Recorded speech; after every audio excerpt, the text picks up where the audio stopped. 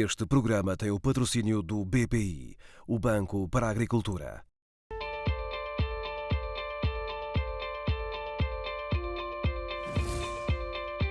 Segundo dados do Instituto Nacional de Estatística, houve um crescimento significativo entre 2009 e 2013 na produção de frutos.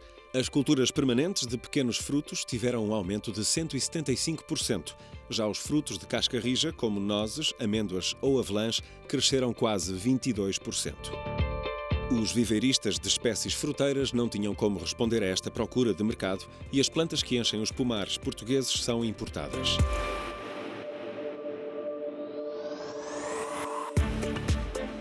Mas 16 hectares de terreno da Universidade de Coimbra e um investimento de 1 milhão de euros fizeram emergir uma solução para plantas de produção uniforme e adaptação às condições edafoclimáticas nacionais. O Laboratório de Biotecnologia Vegetal do Centro de Ecologia Funcional de Coimbra aceitou o desafio da empresa de investigação e propagação de plantas, Improplant, e um projeto de micropropagação nasceu.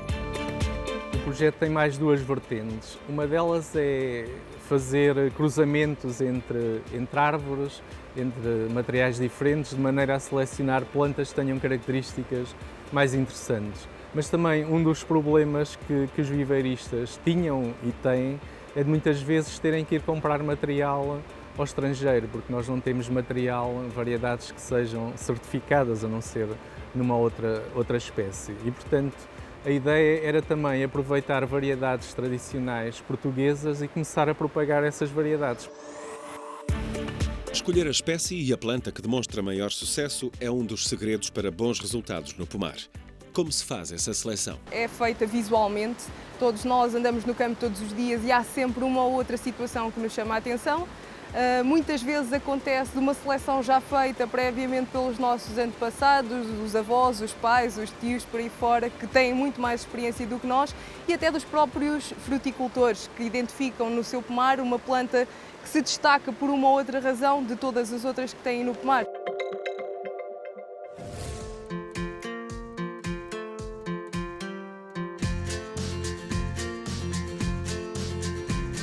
Os meios estão preparados nestes frascos que a Elsa agora está a utilizar. O meio é um conjunto de elementos minerais que as plantas necessitam para se alimentar. Portanto, elas, em condições naturais, vão buscar esses nutrientes ao solo, tiram a água e os tais minerais. Aqui nós tentamos, de alguma maneira, replicar essas condições que existem naturalmente. Depois aqui fazemos a mistura, convém misturar bem os diferentes componentes. Temos que ajustar o pH, que é um fator importante no meio de cultura, porque se as plantas estiverem em ambientes muito ácidos ou muito básicos, depois já não crescem muito bem, portanto temos que ajustar também o pH dos meios. Portanto, isso é feito aqui nesta bancada. Uma vez o meio preparado e então as condições de acidez adequadas, é adicionado um composto que é uma gelatina, ao fim e ao cabo, que é para tornar os meios gelificados, sólidos. É este composto amarelado. E depois a fase seguinte é colocar os meios de cultura num autoclave, uma espécie de panela de pressão grande, cujo objetivo é esterilizar os meios, portanto fazer com que estes meios, quando saem dali, não têm qualquer micro-organismo que possa contaminar as culturas. Um período de simulação de alternância entre o dia e a noite leva as plantas a crescerem dentro destes frascos de vidro. Podemos falar em médias de 14 a 16 horas de luz e de 8 a 10 horas de escuro. Estas câmaras são câmaras de crescimento, uma vez o material incluído nos frascos. Os frascos são transportados para esta câmara. A câmara tem um controle de temperatura e um controle de umidade, portanto tem um período de luz e um período de escuro, para simular um pouco as condições naturais. A umidade também é controlada e portanto, esta fase aqui é digamos, a fase de crescimento, é como se fosse uma incubadora para crescimento das plantas. Quando elas atingem uma determinada fase, ou passam para o campo, se estiverem em fase de enraizamento, ou então voltamos às câmaras, voltamos a seccionar os rebentos para aumentar a taxa de propagação. Após este processo de enraizamento de cerca de 3 a 4 semanas, é preciso aclimatá-las antes de irem para a estufa exterior. A ideia é aclimatar as plantas e, portanto, usamos estas câmaras que têm um teor de umidade mais elevado, têm condições de luz e temperatura também um pouco diferentes, de maneira a preparar as plantas para quando forem para o campo elas possam sobreviver.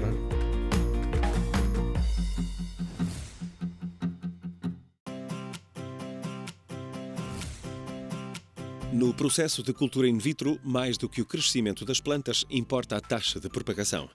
A partir de um único explante, nó do caule que é colocado em cultura, pode obter-se um novo caule com 3 a 6 nós, consoante a espécie, ao fim de 4 semanas. Após este período, o caule pode ser de novo seccionado. A taxa de multiplicação é x levantado a n, sendo x o número de nós, por exemplo 4, obtido em cada período de cultura, 4 semanas, levantado ao número de subculturas. Por exemplo, se ao fim de cada mês cada um dos nós voltar a dar 4 nós, teremos 12 subculturas por ano. Ou seja, um caule com 4 nós, após 4 semanas terá 8 nós, após outras 4 semanas serão 16, após 12 semanas 32 e por aí fora. O que elas estão agora a fazer é multiplicar castanheiros. Cada frasco leva depois vários castanheiros.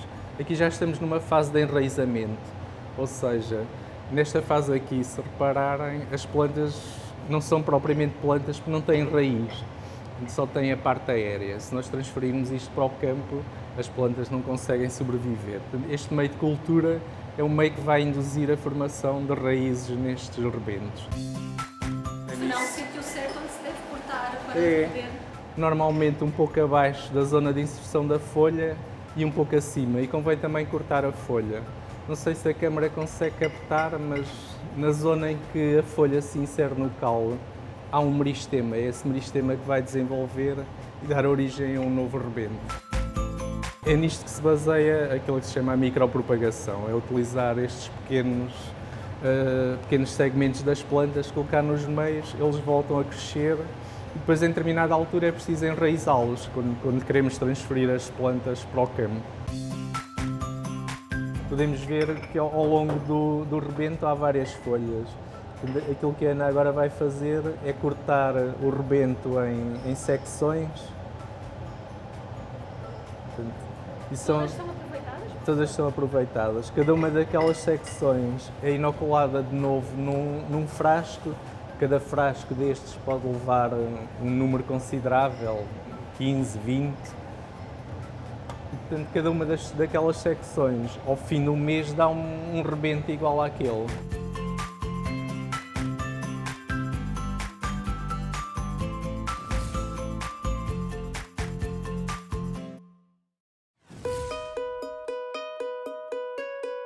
Há vários obstáculos a ultrapassar para conseguir o protocolo certo na propagação de cada espécie. Um dos processos mais morosos foi o da oliveira galega, a variedade de eleição para um olival rentável e equilibrado na paisagem portuguesa. É uma variedade muito interessante, não só para a produção de azeitona, mas como para a produção de azeite.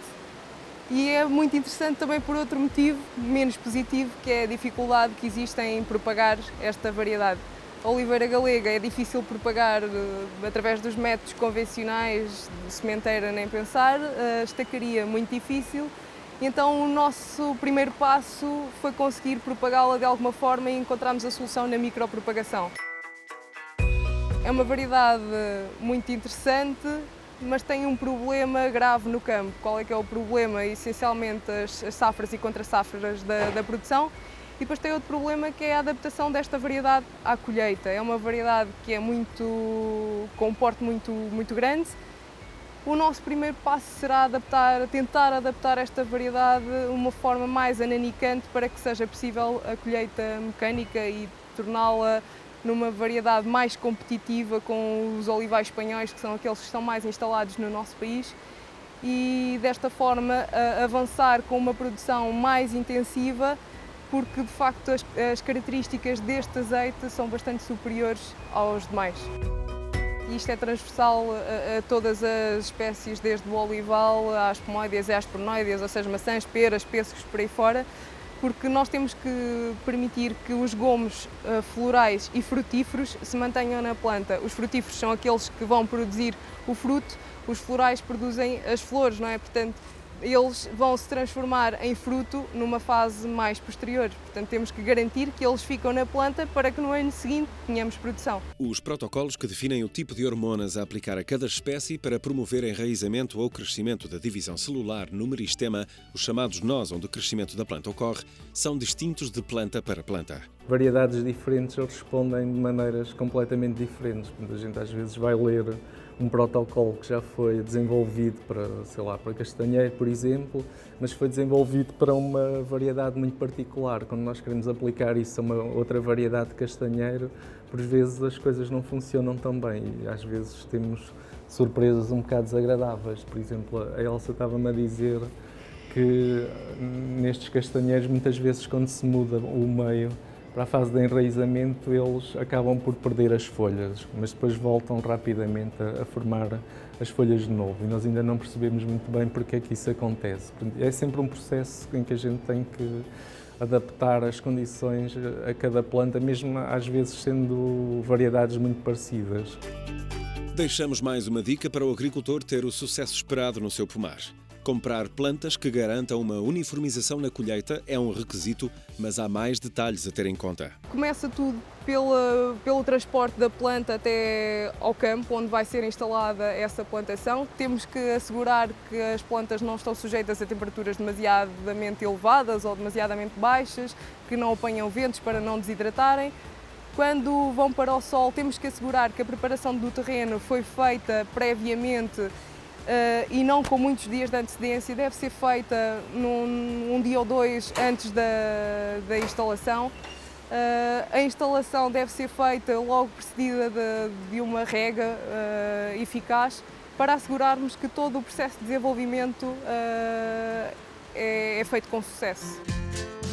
O consórcio espera produzir por ano 1 milhão de plantas para viveiro, com boa qualidade fitossanitária e, de preferência, variedades autóctones. As espécies que ganharam maior relevo em quantidade foram a amoreira, kiwi e castanheiro. Estas e outras boas ideias agrícolas podem estar desse lado. Diga-nos como praticar uma boa agricultura e será o próximo convocado para o Seleção Agricultura.